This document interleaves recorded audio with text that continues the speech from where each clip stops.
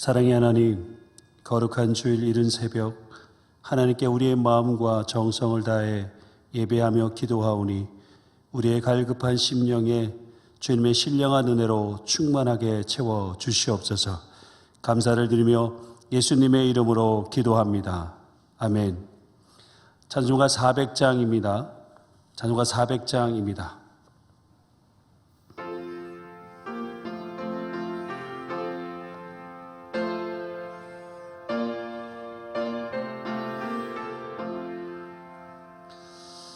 험한 시험물 속에서 나를 건져주시고 노한 풍랑 지나도록 나를 숨겨주소서. 주여 나를 돌보시사 고이 품어주시고 험한 풍파 지나도록 나를 숨겨주소서. 권세 능력 무한하사 모든 시험 이기고 풍랑까지 다스리는 주님 앞에 비오니 주여 나를 돌보시사 고이 품어주시고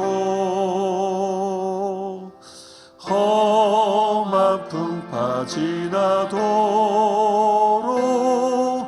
나를 숨겨주소서. 죄악 길에 빠지니 몸 캄캄한데 헤매며 부르짖는 나의 원 들으소서. 내 주여 주여 나를 돌보시사 고이 품어주시고 험한 풍파 지나도록 나를 숨겨주소서.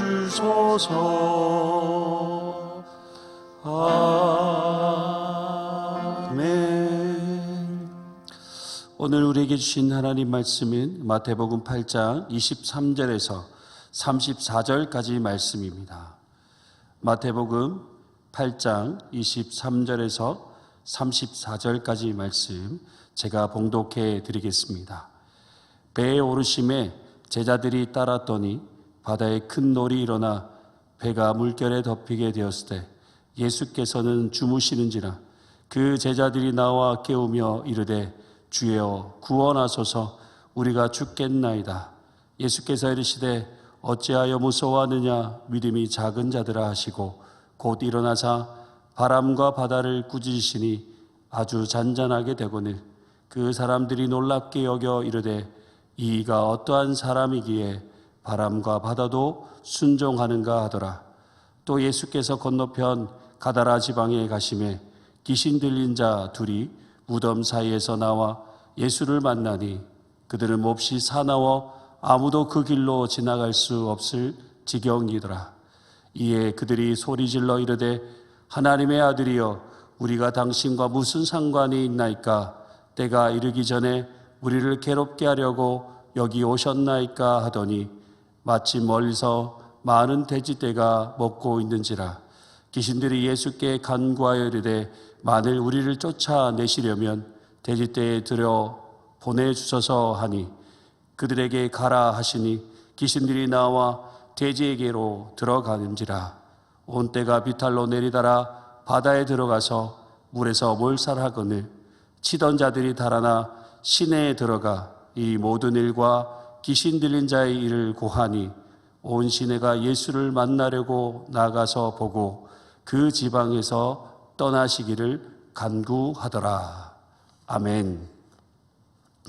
믿음의 항해라는 제목으로 잠시 말씀을 나누고자 합니다. 오늘 말씀은 바람과 바다를 잔잔하게 하시는 장면과 귀신 들린 두 사람을 고치시는 장면을 이야기하고 있습니다. 오늘 말씀해 보시면 예수님께서 먼저 배에 오르신 후에 제자들이 예수님을 따라 배에 오르게 됩니다. 제자들이 진정으로 따라가야 할 분은 예수님이라는 사실을 강조하고 있습니다. 예수님과 제자들이 탄 배는 얼마 가지 않아 큰 풍랑을 마주하게 됩니다.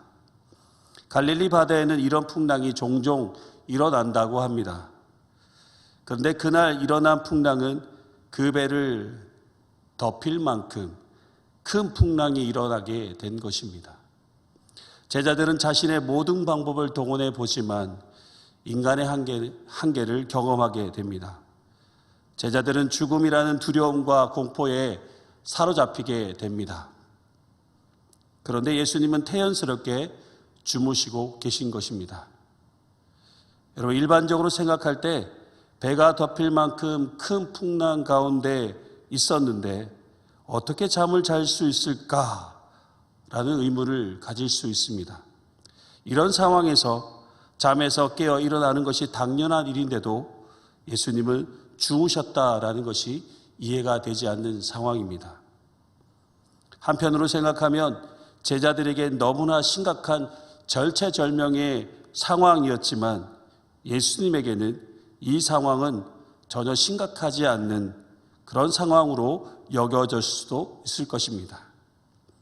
어찌하였던 제자들은 곧 죽게 될 것을 감지하고 그의 스승이었던 예수님을 찾게 됩니다.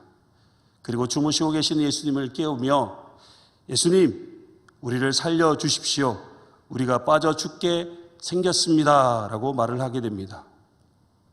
그런데 제자들이 예수님께 이 말을 할 때 어떤 분위기였는지를 느껴지실 것입니다. 그런 상황에서 차분하게 말을 하지 않았을 것이고 다급하고 격앙된 말투로 예수님을 향해 거침없이 내뱉었을 것입니다. 제자들은 지금 매우 절박합니다. 생사의 기로에 있는 그들에게 오직 살아야겠다라는 절박함이 느껴질 수 있습니다. 그런데 잠에서 깬 예수님은 절박한 마음으로 예수님께 살려달라고 요청하는 제자들을 향해서 왜 그렇게 무서워하느냐? 믿음이 적은 사람들아 라고 말씀하시는 것입니다. 예수님의 이 말씀이 제자들에게 얼마나 큰 상처가 되었을까요? 풍랑으로 배가 뒤집힐 정도로 심각한 상황을 모면해 보려고 얼마나 애를 썼는데 잠에서 깨어나신 예수님께서 왜 무서워하느냐? 믿음이 적은 사람들아 라고 하는 이 말이 제자들에게 얼마나 속상했을까요? 그런데 예수님은 일어나셔서 바람과 바다를 향해 꾸짖으셨습니다. 그러자 곧 바람과 바다가 잔잔하게 되었습니다. 제자들은 이 광경을 보고 놀라움을 금할 수 없었습니다. 그러면서 제자들은 예수님에 대한 궁금증을 가지게 됩니다. 이분은 누구시지? 보통 사람은 아닌 것은 분명한데 신이신가? 아니면 엄청난 신비한 능력을 가진 능력자인가? 예수님이 어떤 분이시기에 이러한 능력을 나타내는 것일까? 라는 궁금증을 가지게 됩니다. 그리고 예수님은 배를 타고 건너편 가다라 지방으로 가게 됩니다. 그런데 그곳에는 귀신 들린 두 사람이 무덤 사이에서 나왔습니다. 이 두 사람은 그 지방에서 어두운 존재들이었습니다. 그들은 너무나 사나워서 아무도 그 길을 지나다닐 수 없을 정도로 두려운 존재들이었습니다. 그런데 예수님께서 가다라 지방에 도착하였을 때 귀신 들린 두 사람은 예수님을 마주치게 됩니다. 그런데 귀신들은 예수님이 어떤 분이신지를 알아봅니다. 예수님은 하나님의 아들이시라는 것을 말해주고 있습니다. 그리고 자신들을 괴롭히려고 오셨다라는 것을 직감하게 됩니다. 그리고는 마치 멀리 서 있는 돼지떼가 있었는데 귀신들이 돼지떼로 들여보내달라고 요청합니다. 예수님께서 그들에게 가라 하셨고 귀신들은 돼지떼에 들어가서 비탈로 내리다라 바다에 들어가서 물에서 몰살하게 됩니다. 그런데 돼지떼를 치던 자들이 이 사실을 마을 사람들에게 알리게 되었고 이 이야기를 듣고 모였던 사람들은 예수님을 그 지방에서 떠나시기를 요청하였습니다. 오늘 말씀을 통해 우리가 생각해 볼 것이 있습니다. 제자들이 탄 배는 큰 풍랑에서도 빠져 죽지 않고 살 수 있었지만 귀신들은 돼지떼에 들어가서 바다에 빠져 죽었다라는 것입니다. 제자들은 큰 풍랑으로 인해 죽게 되었다라는 말을 하였지만 예수님은 그런 상황에서도 주무실 수 있었던 이유가 무엇일까요? 예수님은 만유의 주이신 하나님의 아들이시기 때문입니다. 제자들은 아직 예수님이 하나님의 아들 되심을 잘 몰랐습니다.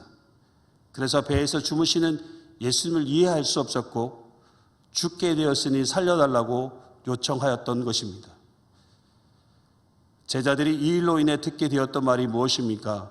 왜 무서워하느냐? 믿음이 적은 사람들아. 예수님이 어떤 분이신지 알았더라면 너희들이 이런 상황에서 큰 풍랑으로 인해 두려워하였겠느냐라고 말씀하시는 것 같습니다.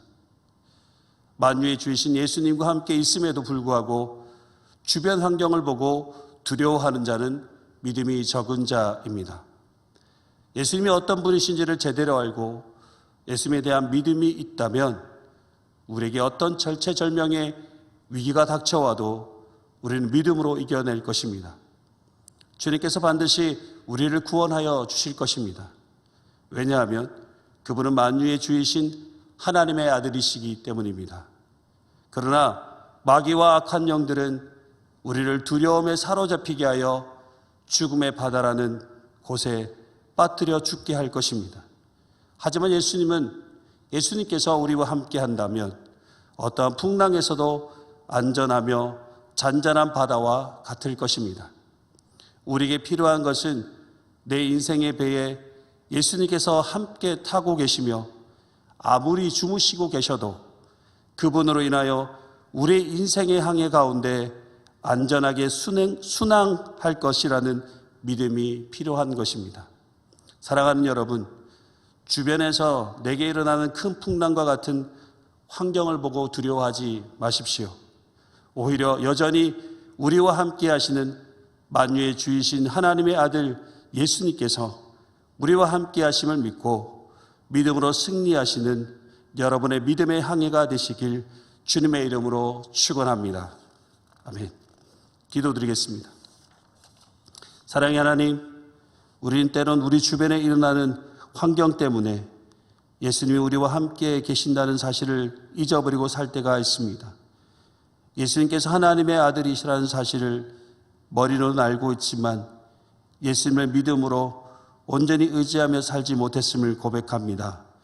우리의 믿음 없음을 용서하여 주시옵소서. 이제 우리와 함께 하시며 우리의 인생의 항해를 이끌어 가시는 예수님만 온전히 믿고 의지하며 살아가는 믿음의 항해자들이 되게 하여 주시옵소서. 오직 예수님만 바라보고 신실한 믿음으로 승리하는 우리의 복된 인생이 되게 하여 주시옵소서. 감사를 드리며 예수님의 이름으로 기도합니다. 아멘. 하늘에 계신 우리 아버지, 아버지의 이름을 거룩하게 하시며 아버지의 나라가 오게 하시며 아버지의 뜻이 하늘에서와 같이 땅에서도 이루어지게 하소서. 오늘 우리에게 일용할 양식을 주시고 우리가 우리에게 잘못한 사람을 용서하여 준 것 같이 우리 죄를 용서하여 주시고 우리를 시험에 빠지지 않게 하시고 악에서 구하소서. 나라와 권능과 영광이 영원히 아버지의 것입니다. 아멘.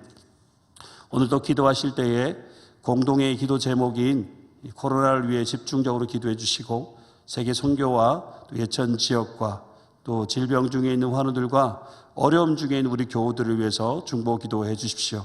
그리고 한국교회와 우리 교회 예배 회복과 성도들의 영성 회복을 위해 기도해 주시고 또 여러분의 개인적인 기도 제목을 가지고 함께 기도하시겠습니다.